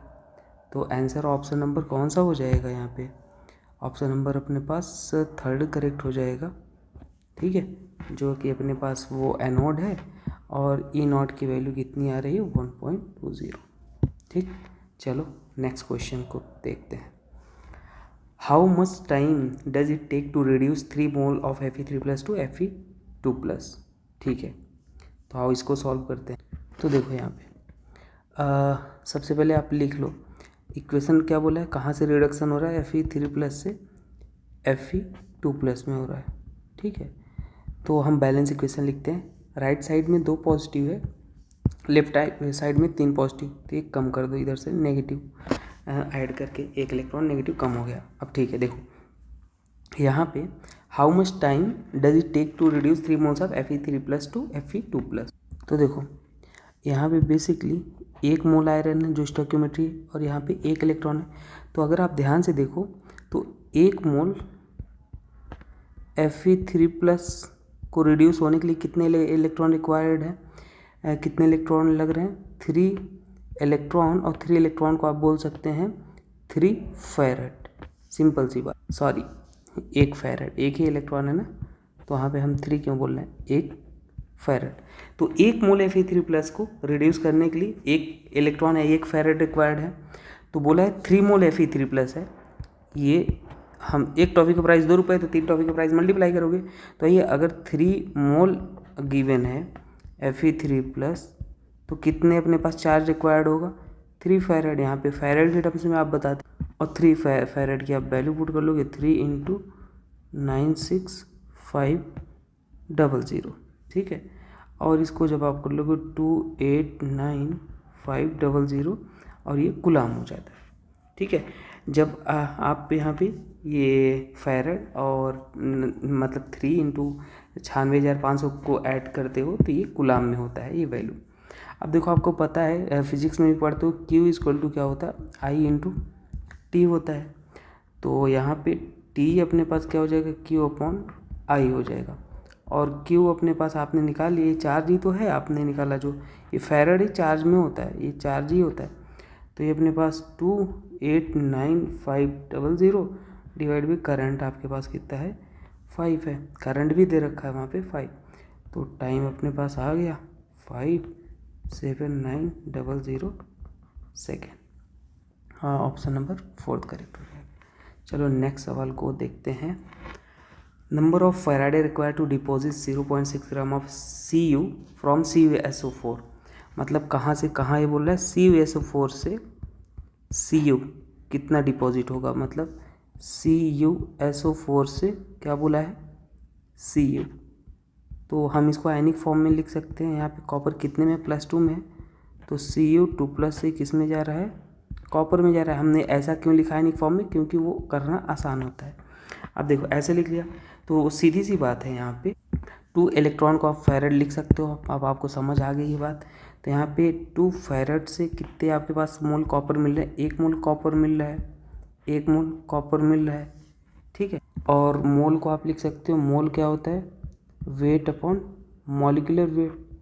तो यहाँ पे 1 मोल है कॉपर के लिए हम निकाल रहे हैं, और वेट निकालो, मॉलिक्यूलर वेट कितना होता है कॉपर का, 63.5। तो वेट अपने पास आ जाएगा 63.5 ग्राम आ जाएगा, ठीक है। तो आप इसको ऐसे भी लिख सकते हो, 2 फैरेड से आपके पास कितना वेट कॉपर मिल रहा है, 63.5 ग्राम कॉपर मिल रहा है, ठीक। तो हमें पूछा क्या है, ये वेट के टर्म्स में लैंग्वेज में बात कर रहा है, इसलिए हमने वेट लिख लिया। इसको पूछा है कि जब इतना कॉपर हो तो कितना चार्ज रिक्वायर्ड होगा। तो अब इसको देखो ऐसे कर लो, तो हम इसको ऐसे ही बोल सकते हैं, टॉफ़ी वाला रूल लगाएंगे। मतलब 63.5 ग्राम के लिए, कॉपर के लिए कितना फेरेड रिक्वायर्ड है, 2 फेरेड। मैं बोलूँ 10 टॉफ़ी की प्राइस 20 रुपये है, तो एक टॉफ़ी का प्राइस कितना हो जाएगा, तो ऐसा समझो ये 10 टॉफ़ी की प्राइस 20 रुपये है, तो एक टॉफ़ी का प्राइस वैसे 63.5 ग्राम से 2 फेरेड है, तो 1 ग्राम से कितना हो जाएगा, डिवाइड करना पड़ेगा, तो 2/63.5 ग्राम हो जाएगा। लेकिन ये पूछा किसके, कितने ग्राम के लिए था, इसलिए 0.635 ग्राम के लिए अगर पूछा था तो आप मल्टीप्लाई कर दो, 2 × 63.5 × 0.635, तो ये अपने पास आ जाएगा। इसको सॉल्व कर लो, 0.02 फैरड आ जाएगा, ठीक है। ये फैरड है, ओके। और ग्राम तो इधर आ गया, तो इसको ग्राम लिखना गलत है, क्या हो जाएगा, ये फैरड। तो आंसर आ गया। बड़ा ही सरल क्वेश्चन था, आपको यूनिटरी मेथड सॉल्व करना था, ठीक है। चलो नेक्स्ट क्वेश्चन को देख लेते हैं। इन गैल्वेनिक सेल क्या होता है, anode is the electrode at which reduction take place. तो सही है भाई, अगर गैल्वेनिक सेल है, गैल्वेनिक सेल है, तो मैं तो कहूँगा याद रख लो, लोन। यहाँ पे क्या होता है, ऑक्सीडेशन लेफ्ट साइड पे, और वहाँ पे क्या होता है, ये क्या होता है, एनोड होता है, और ये कैसा होता है, नेगेटिव चार्ज होता है, और ये क्या होता है, लेफ्ट साइड होता है, ठीक है। तो अपने पास क्या हो जाएगा, option number 3 cathode is the. और मैं बता दूं कि गैल्वेनिक सेल में यहाँ पे पहला ऑप्शन तो होगा नहीं, क्योंकि वहाँ पे ऑक्सीडेशन होता है। Cathode is the site of reduction होता है, ये सही है, ठीक है। चलो आगे देखो, नेक्स्ट अपने पास है ये वाला। देखो, if the half cell reaction are given है the E naught for the given reaction, ठीक है। ई नॉट आपको निकालना है, तो जब भी आपको ऐसा इक्वेशन गिवन होता है, आपको एक बना के इक्वेशन गिवन होता है, बोलता है ई नॉट निकालो या डेल्टा जी निकालो, तो आपको गिवन जो हाफ सेल होते हैं ना, उनसे ये गिवन है, उनसे ये इक्वेशन बनाना है। तो हम ये कर लेते हैं, Fe2 + ये क्या हो जाएगा, 2 इलेक्ट्रॉन हो जाएगा, और ये क्या हो जाएगा, Fe, और ये अपने पास 2H+, और यहाँ पे क्या हो जाएगा, O2, और ये है 2 इलेक्ट्रॉन, और ये अपने पास क्या दे रहा है, H2 दे रहा है। अब आप नोटिस करो, आपको जो रिक्वायर्ड इक्वेशन है, लेफ्ट साइड आपको आयरन चाहिए, क्या आपको लेफ़्ट साइड आयरन दिख रहा है, नहीं, लेफ़्ट साइड आयरन नहीं दिख रहा है, तो हम इसको रिवर्स कर देंगे। रिवर्स के ये वैल्यू आपके पास -0.44 था वोल्ट, तो इसको रिवर्स करोगे, मतलब हम यहाँ पे लिख देंगे Fe इधर चलाएगा, और Fe2+ इलेक्ट्रॉन इधर, तो ये अपने पास वैल्यू उल्टा हो जाएगा, नेगेटिव का पॉजिटिव होगा, ये बन। और यहाँ पे देखो H+ लेफ्ट हैंड साइड चाहिए, रिएक्टेंट साइड, तो यहाँ पे रिएक्टेंट है, ठीक है। अब आप एक काम कर लो, इक्वेशन फर्स्ट, ये मान लो इक्वेशन क्या हो गया, ये फर्स्ट है और ये सेकंड है, ठीक। तो हम कहेंगे आप फर्स्ट माइनस सेकंड कर लो, फर्स्ट माइनस सेकंड। तो फर्स्ट माइनस सेकंड अगर करते हैं तो क्या बनता है, चलो इधर लिखते हैं, फर्स्ट माइनस सेकंड अगर करते हैं तो लेफ्ट हैंड साइड अपने पास आ जाएगा Fe2H+ ½ O2 + 2 इलेक्ट्रॉन 2 थे, तो इसलिए कुछ मल्टीप्लाई डिवाइड नहीं करना पड़ा। Fe और Fe2 Fe2+ है, 2 इलेक्ट्रॉन है और 2H2, बस हो गया यहाँ पे अब काम। तो ये से ये खत्म खत्म हो गया और जो रिक्वायर्ड इक्वेशन थी वो अपन को मिल गई। मतलब कंक्लूजन ऑफ द स्टोरी ये है कि अब हम इसको लिख सकते हैं कि यहाँ पे आपको 1 और 2 हम देखो ई बराबर क्या लिख सकते हैं, ई बराबर भी आप निकाल लो, यहाँ पे इसका भी गिवन है, ये वैल्यू भी आप लिख लो इसके लिए, +1.23 गिवन था। तो ई नॉट आप लिखोगे तो सिंपली क्या हो जाएगा, E2 माइनस E1 हो जाएगा। मतलब 1.23 माइनस 0.44, तो आंसर अपने पास आ जाएगा +1.67। ठीक है, E2 माइनस E1 यही तो करना पड़ा अपने पास, तो वही आ जाएगा। कई लोग कंफ्यूज थे कि यहाँ पे E2 माइनस E1 कैसे लिखा था, तो आओ मैं आपको समझा भी देता हूँ कैसे लिखा था। देखो बेसिकली मैंने डायरेक्ट ले लिया था वो, यहाँ पे ये हमने इक्वेशन 1, ये जो 1 है और ये 2 है, ऐड किया है। सब्ट्रैक्ट क्यों किया है भाई, ऐड किया है ना, तभी तो रिएक्टेंट को ऐड किया, और ये जो है पूरा, और प्रोडक्ट को ऐड किया। ठीक है, तो ऐड किया तो हम इसको लिख सकते हैं। ऐड करने पे हमारे पास इक्वेशन नंबर कौन सी है, ये मान लो थर्ड है, तो इसके लिए डेल्टा जी जो थर्ड है वो किसके इक्वल है, थर्ड इक्वेशन है डेल्टा G3 इक्वल है डेल्टा G1 और डेल्टा G2 के। मतलब आप ये लिख सकते हो equation third is the sum of first and second. तो हम थर्ड को डेल्टा G3 और first delta G1 delta G2, और डेल्टा जी क्या होता है, माइनस डेल्टा जी जो होता है -NFE0 होता है। ठीक है, ये आप लिखते हो गिव फ्री एनर्जी। तो हमने वैल्यू पुट कर दिया सबका, एन से एन पूरा कैंसिल ही हो जाएगा। अच्छा देखो एन यहाँ पे क्या है कि एन यहाँ पे अगर देखोगे यहाँ पे एन की वैल्यू 2 है, यहाँ पर भी एन की 2 वैल्यू, और यहाँ पर भी 2 2 अपने पास कितने गेन या लॉस हो रहे हैं, एन की वैल्यू 2, तो 2 से 2 कैंसिल सब कुछ है ना। एफ इस सब में आएगा वो भी कैंसिल, तो हमने ई लिख करके लिखा है, माइनस यहाँ पे कॉमन करके वो भी माइनस से माइनस कैंसिल, और E2 माइनस E1 हो जाएगा, तो ये आंसर आ जाएगा। तो ऐसे भी आप सॉल्व कर सकते हो, आपका जैसे दिल करे। ठीक है, चलो आगे देखते हैं। नेक्स्ट सवाल है, बोला है कि zinc can not displace the following ion from its aqueous solution.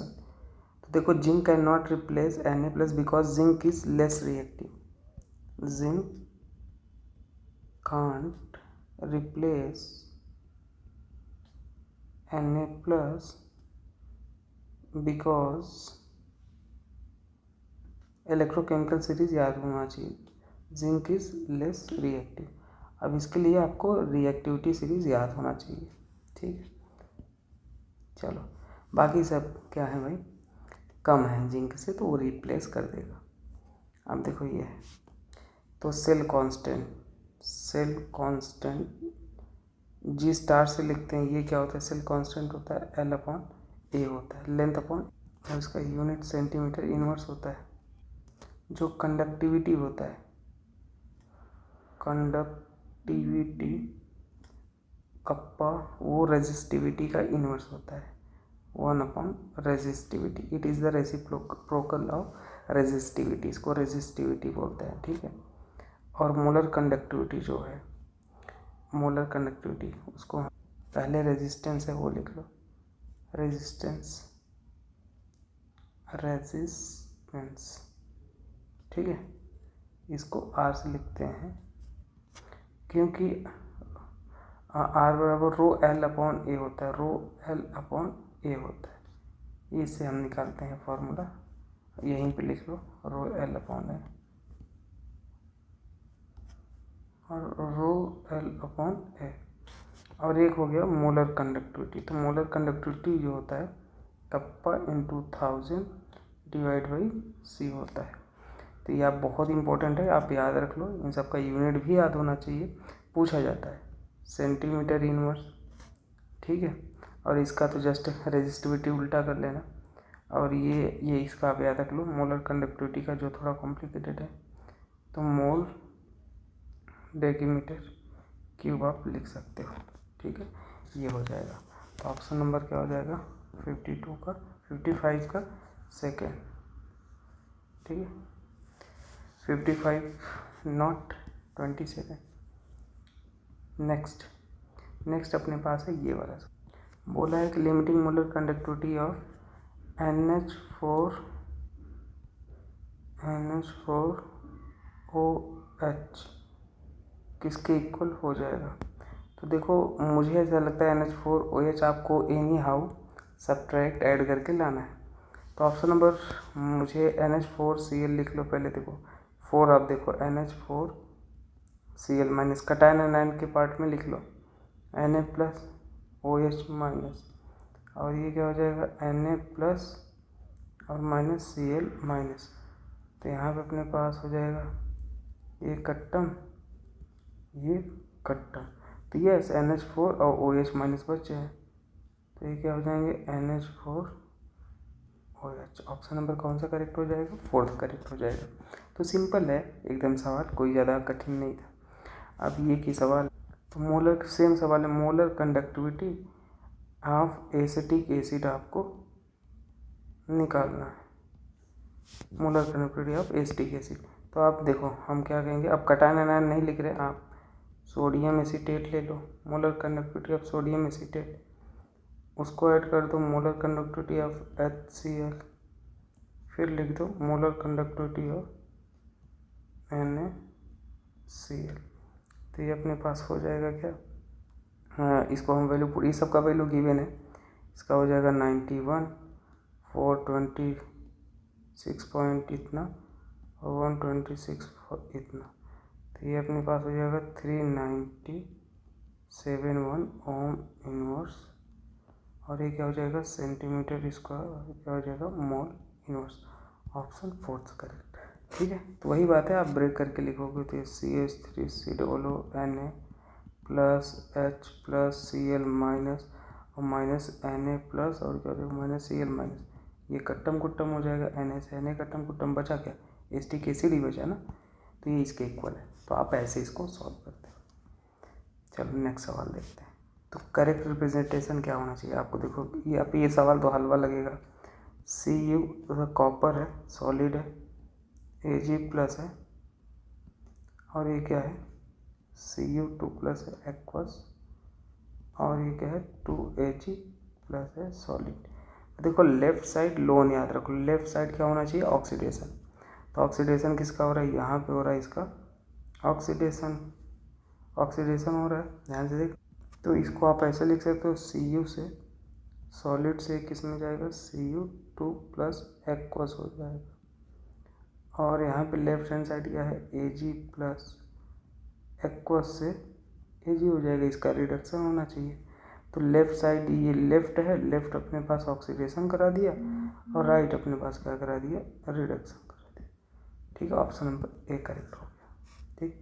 ठीक है, चलो नेक्स्ट देखते हैं। ये बहुत ही इंपॉर्टेंट वाले क्वेश्चन हैं इधर के, तो यहाँ पे याद रख लो। SRP अगर डायरेक्ट, SRP जो होता है वो डायरेक्टली प्रोपोर्शनल होता है ऑक्सीडाइजिंग पावर के, higher is the value of reduction potential more is the oxidising power हो जाता है। ठीक है, तो आपको देखो A है, B है, C है, और दे क्या रखा है स्टैंडर्ड रिडक्शन पोटेंशियल, मतलब SRP ही दे रखा है। ये तो अच्छी बात है, आपको SRP ही दे रखा है, कितना है 0.6 माइनस 1.4 और क्या है माइनस 2.2। तो अगर इसके अकॉर्डिंग हम निकालेंगे तो क्या हो जाएगा ABC ऑक्सीडाइजिंग पावर, ये हो जाएगा ऑप्शन नंबर ए करेक्ट हो जाएगा। नेक्स्ट अगर आप देख रहे हो ये सवाल है, तो देखो जो मोलर कंडक्टिविटी होता है वो increase with decrease in concentration. ठीक है, स्ट्रॉन्ग इलेक्ट्रोलाइट के लिए हमने अभी कुछ देर पहले ही बताया था, और conductivity always decrease with decrease in concentration.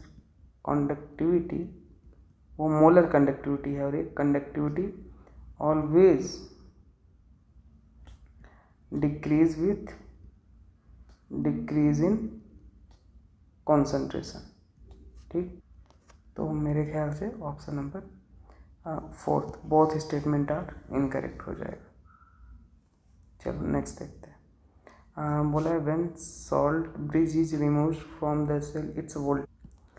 अगर हम यहाँ से सॉल्ट ब्रिज ही हटा देंगे जो इलेक्ट्रिकल न्यूट्रलिटी को मेंटेन करता है, सॉल्ट ब्रिज क्या करता है maintain electrical neutrality, maintain electrical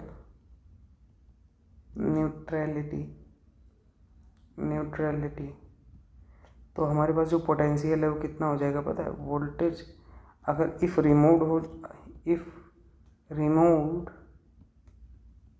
तो जो वोल्टेज है भाई वो ज़ीरो हो जाएगा, रिड्यूस होके हट गया वो, अब तो वोल्टेज कितना हो जाएगा, ज़ीरो। तो ये तो जब आपको पढ़ाया जाता है ऑप्शन नंबर थर्ड करेक्ट हो जाएगा। नेक्स्ट देखते हैं। नेक्स्ट आपको बोल रहा है, और मुझे ये क्वेश्चन में थोड़ा सा ये डाउट लग रहा है, ये गलत मैंने आपको एक्सप्लेन कर दिया है, चलो इसको सही कर देते हैं। देखो सबसे पहले हमें ये समझना है कि वीक इलेक्ट्रोलाइट में, वीक इलेक्ट्रोलाइट के केस में, ठीक है, तो जो सब्सटेंस होते हैं वो पार्शियली क्या होते हैं, पार्शियली डिसोशिएट होते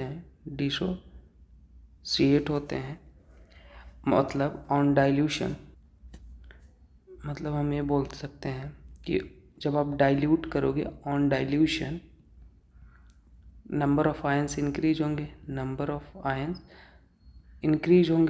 और जैसे नंबर ऑफ आयंस इंक्रीज होंगे तो डिग्री ऑफ डिसोसिएशन भी, मतलब डिग्री ऑफ डिसोसिएशन अल्फ़ा भी क्या होगा, इंक्रीज करेगा, ठीक है, और इसलिए हमारे पास मोलर कंडक्टिविटी भी थोड़ा सा इंक्रीज कर जाएगा। तो स्टेटमेंट फर्स्ट सही है।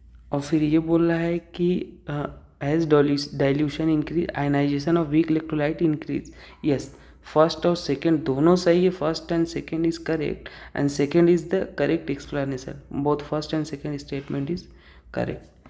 तो करेक्ट है भाई, इनकरेक्ट नहीं है, सॉरी हमसे मिस्टेक हो गई थी, ठीक है। और ग्राफ भी अब यहीं बता देते हैं।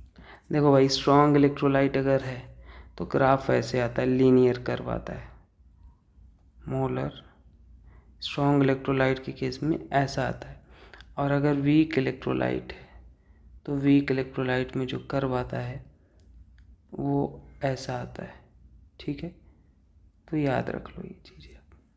और अगर हमें कंबाइन करके बनाना है तो कुछ ऐसे आता, देखो कभी कभी आपको ऐसे पूछ लेता है, क्लियर ही कर देता हूँ सारी चीज़ें।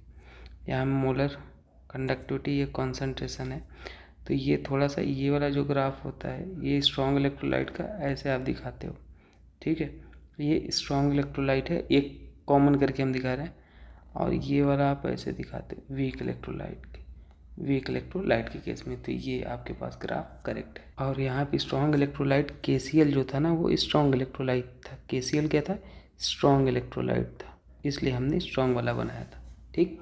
तो इसमें ही पूछा था the variation of molar conductivity with the concentration क्या हो जाएगा। तो भाई देखो ये सीधी सी बात है, अगर ये ग्राफ ऐसे आता है अभी बनाया तो वो क्या हो जाता है, वीक इलेक्ट्रोलाइट के केस में ये हो जाएगा, स्ट्रॉन्ग होता तो ऐसा होता, सीधी बात है।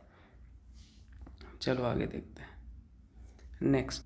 तो बेसिकली इलेक्ट्रोकेमिकल सीरीज़ क्या कहता है, अकॉर्डिंग टू इलेक्ट्रोकेमिकल सीरीज तो a metal will evolve H2 gas from dilute acid only if it is above hydrogen in the reactivity series,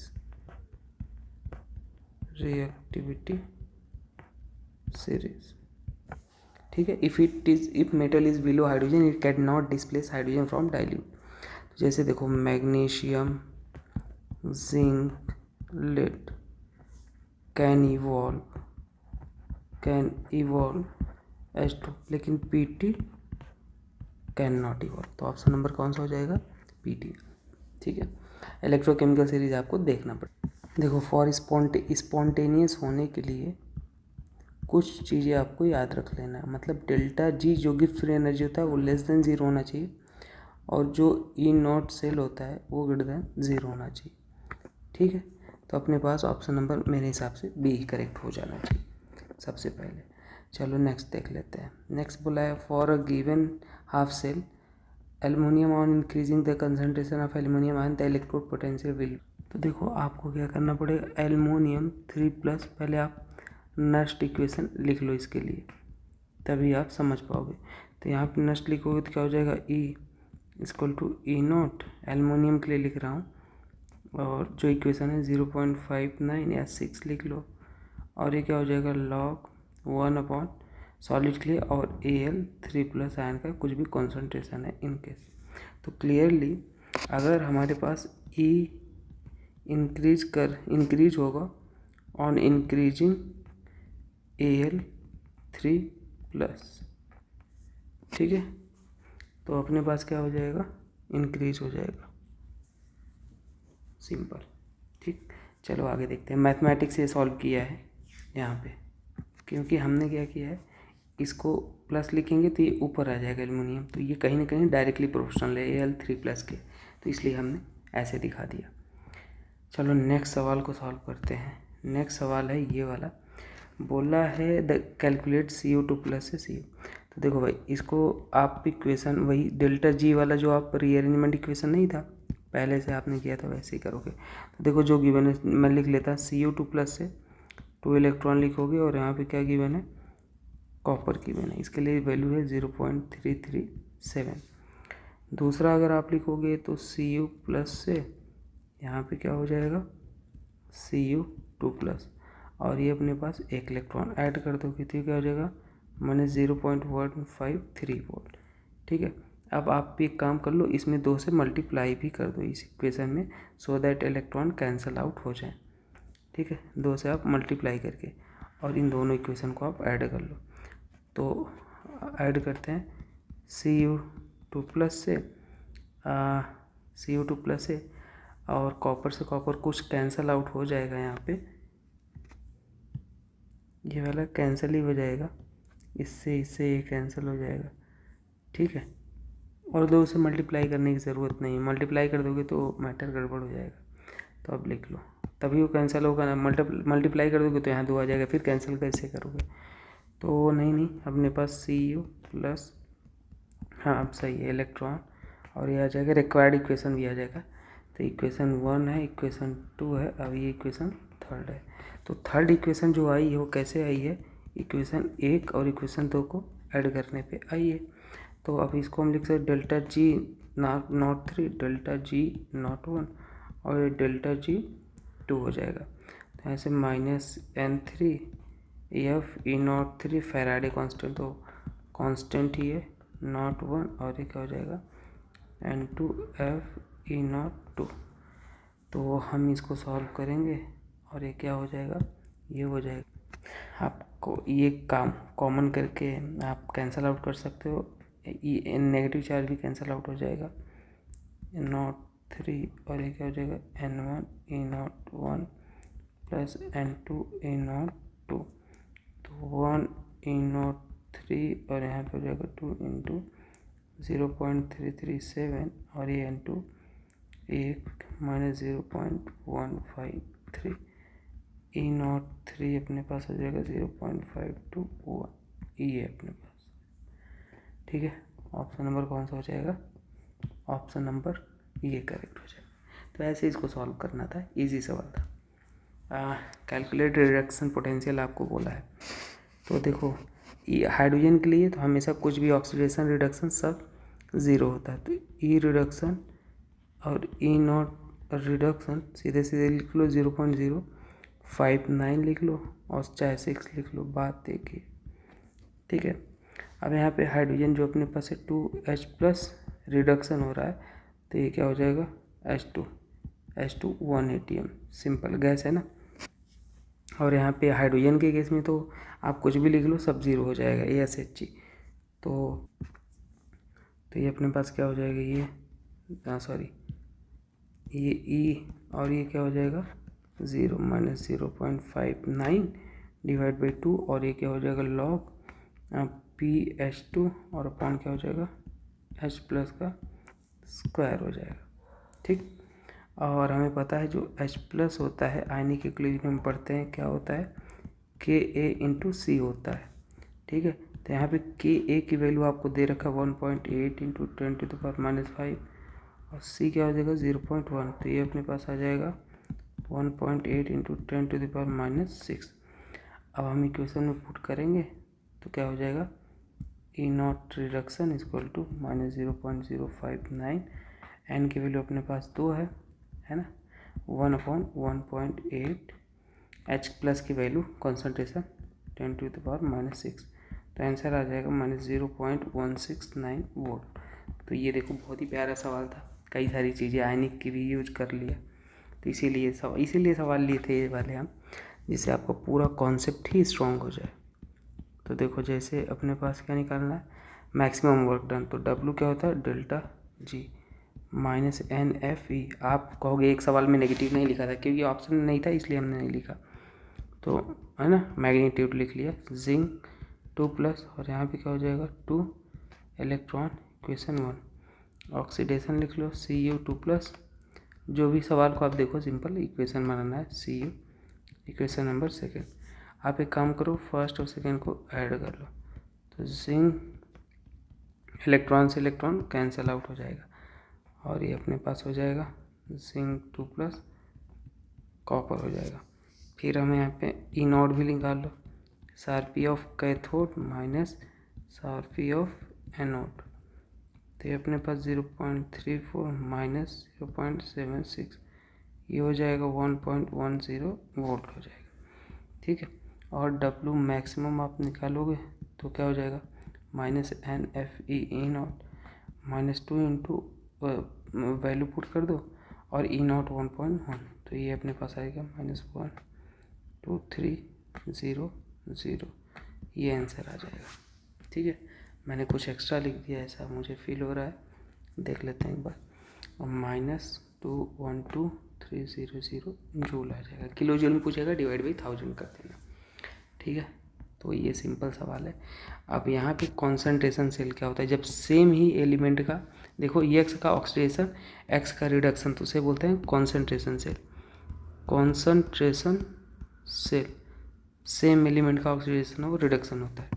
और वहाँ पे खास बात क्या है कॉन्सेंट्रेशन में, आपको पता है कि ई नॉट क्या होता है, 0 होता है। सबसे इम्पोर्टेंट बात यही थी कॉन्सेंट्रेशन सेल की।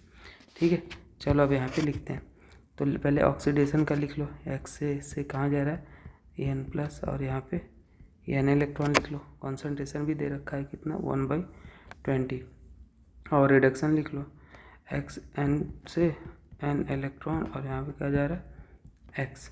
ठीक है, तो ये अपने पास क्या हो जाएगा, 1/2 मोलर हो जाएगा। अब आप एक काम करो, इक्वेशन 1 और इक्वेशन 2 दोनों को ऐड कर लो, फर्स्ट और सेकेंड को ऐड कर लो।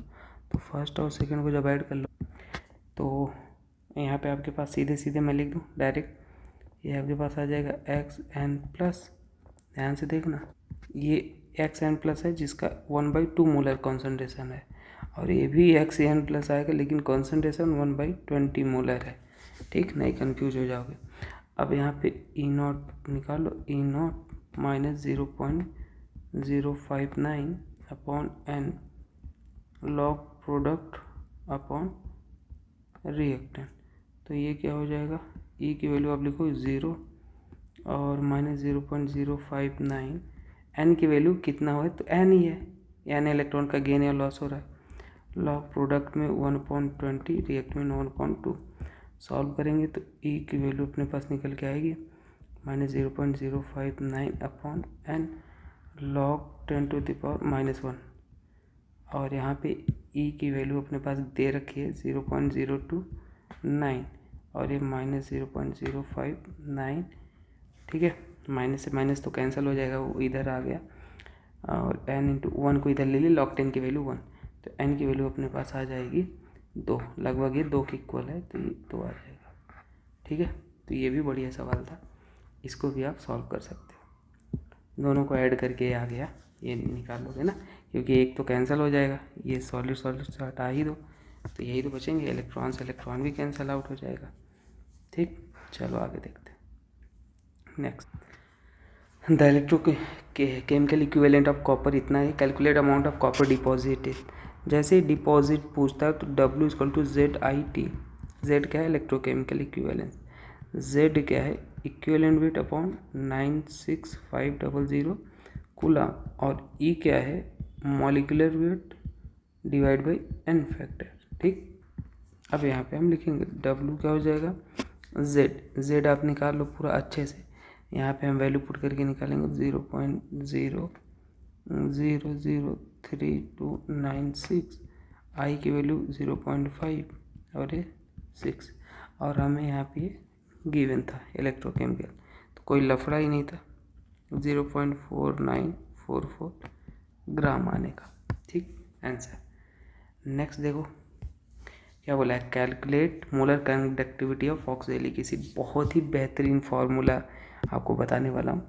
जो मोलर कंडक्टिविटी और इक्विवेलेंट कंडक्टिविटी का रिलेशन होता है वो होता है N factor, molar conductivity divide by N factor. अब इसमें वही कॉन्सेप्ट यूज हुआ है। आपको molar conductivity of oxalic acid दे रखा है, ऑक्सैलिक एसिड मतलब H2C2O4, ठीक है, निकालना है 2H प्लस और क्या होता है C2O4 2-, ये आपको निकालना है, सबसे इम्पोर्टेंट बात। अब देखो, अब यहाँ पे हम मोलर आपको जो दे रखा है वो इक्विवेलेंट कंडक्टिविटी दे रखा है Na2CO C2O4, लेकिन आपको निकालना क्या है, मोलर कंडक्टिविटी निकालना है Na2C2O4 का। तो हम क्या करेंगे, एन फैक्टर से मल्टीप्लाई करेंगे बाबू, एन फैक्टर और मल्टीप्लाइड बाई क्या हो जाएगा, इक्विवेलेंट कंडक्टिविटी। फिर आएगा कितना, एन फैक्टर 2 है क्योंकि 2 सोडियम है, और इक्विवेलेंट कंडक्टिविटी कितना है 400, अब आएगा 800। समझ आया। तो इस क्वेश्चन का खूबसूरती यही था। उसके बाद क्या है यहाँ पे Na2SO4, अब H2SO4 निकालो। अब यहाँ मोलर कंडक्टिविटी ही दे रखा है इस केस में H2SO4, तो इसका तो कोई लफड़ा है नहीं। H2SO4 का तो सीधे सीधे दे रखा है, उसमें तो कुछ भी नहीं है, जो है वैसे लिख दो। हाँ, Na2SO4 का फिर से निकालना है, N सोडियम सल्फेट का निकालोगे तो 2 × 450 एन फैक्टर से मल्टीप्लाई करके तो 900 आया।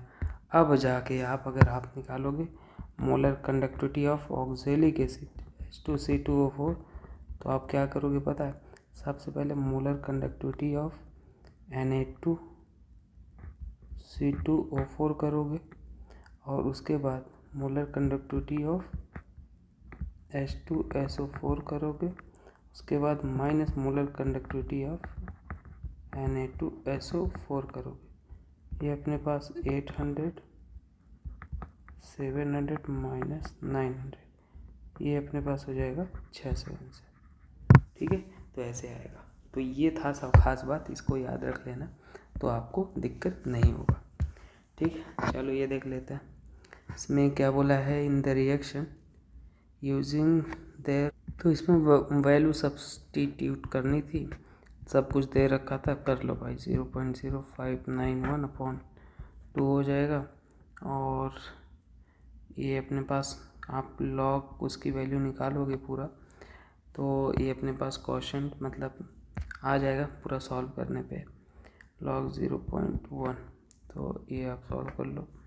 इसको पूरा सॉल्व करने पे ई की वैल्यू आ जाएगी 1.32955 आ जाएगा। ठीक है, फाइनल आंसर 1.33 वोल्ट लिख दोगे। सिंपल था, इसमें कुछ नहीं करना था। और लास्ट सवाल आज का जो है, यहाँ पे मेरे ख्याल से फॉर्मूला सिंपल लिखना। लास्ट टाइम में बोलते बोलते फिर ताकत ही नहीं रह जाता, आपको लग ही रहा होगा आवाज़ों में, है ना। तो ये डायरेक्ट आप लिख लो NF, और यहाँ पे 2.30 से मल्टीप्लाई नहीं है, तो यहाँ पे आप क्या लिखते हो, ln लिखते हो। ठीक है, और यहाँ पे क्या हो जाएगा, m+/mn+1 हो जाएगा, तो ये आ जाएगा आंसर। तो सिंपल सा फॉर्मूला था ये। बाकी मिलते हैं नेक्स्ट वीडियो में, आप जाके तब तक फॉलो कर लो। हाँ, मैंने आपको प्रूफ दिखाया कि नहीं यूट्यूब का। देखो लास्ट ईयर जो मैंने 2 महीने में क्वेश्चन कराए थे, सारे के सारे क्वेश्चन वही आए थे। ठीक है, तो आप सिंसियरली अगर हमें फॉलो कर रहे हो तो करो, आपको अच्छे से सब कुछ जो भी क्वेश्चन आएगा वो आप कर पाओगे, वो अच्छे से समझ आ जाएगा। देख लो सारे क्वेश्चन नीट 2025 के जो हमने 2 महीने में कराया था वही आया था।